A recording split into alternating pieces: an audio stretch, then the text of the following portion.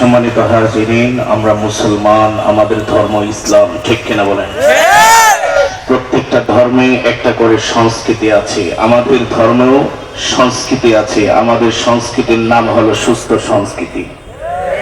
যে সংস্কৃতি চর্চা করলে আল্লাহ আল্লাহ রসুলের কথা মনে হয়, ঠিক কিনা বলেন? যে সংস্কৃতি চর্চা করলে হযরত সাহাবায়ে কেরামের আদর্শে আদর্শিত হওয়া যায়। আজকে সারা বাংলাদেশে কোটি কোটি টাকা খরচ করে যে সংস্কৃতি চর্চা করা হয়, এই সংস্কৃতি হলো নষ্ট সংস্কৃতি, মানুষের ঈমান নষ্ট করার সংস্কৃতি, ঠিক কিনা বলেন?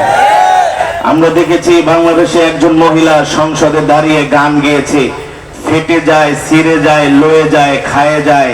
এখন আর বাংলাদেশের যুব সমাজ এই সমস্ত নষ্ট সংস্কৃতি তারা প্রশ্রয় দিচ্ছে না, ঠিক কিনা বলেন? কোরআন তেলাওয়াতের কারণে, বয়ানের কারণে আজকে সারা বাংলাদেশের যুব সমাজ আজকে তারা কোরআন তেলাওয়াত শুনছে, বয়ান শুনছে। আস্তে আস্তে করে বাংলার জমিন থেকে অপসংস্কৃতি দূর হয়ে যাচ্ছে, ঠিক কিনা বলেন?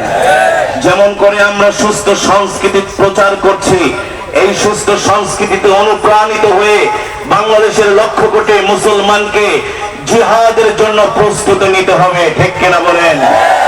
এই সমস্ত মিষ্টি মিষ্টি ওয়াজ করে, বয়ান করে, তেলাওয়াত করে কাফের মুশরিক বেঈমানদের সামনে দাঁড়ানো যাবে না। যদি আমরা বেঈমানদের সামনে দাঁড়াতে হয়, কাফনের কাপড় কোমরে বেঁধে, লোহার টুপি খুলে, সুতার টুপি খুলে, লোহার টুপি মাথায় দিয়ে আমাদেরকে জিহাদের ময়দানে অবতীর্ণ হতে হবে। সারা পৃথিবীতে 250 কোটি মুসলমান এক কাতারে আসতে হবে। জিহাদ ফিল সাবিলিল্লাহর জন্য চূড়ান্ত পর্যায়ে যখন আমরা জিহাদের ময়দানে অবতীর্ণ হব, তারপরে মসজিদুল আকসা কেবলমাত্র ইহুদিদের কাছ থেকে দখল করা সম্ভব হবে। আজকে বাংলাদেশে আপনি মিষ্টি মিষ্টি ওয়াজ করবেন, আপনাকে কেউ বাধা দিবে না। আপনি কোরআনের তেলাওয়াত করবেন, কেউ বাধা দিবে না। ইসলামী সঙ্গীত বলেন, কেউ বাধা দিবে না।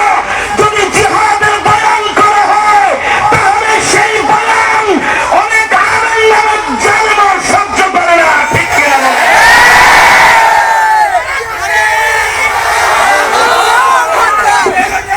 প্রতিটা মাদ্রাসা, খানকা, বাংলাদেশের পাড়ায় মহল্লা থেকে জিহাদের জাগরণ তুলতে হবে, ঠিক কিনা বলেন? আমরা আল্লাহর জমিনে আল্লাহর দ্বীন কায়েমের শপথ নিতে হবে, হয়তো হুকুমত নয়তো শাহাদাত। আল্লাহ তাআলা আমাদের সকলকে কবুল করুন বলে আমি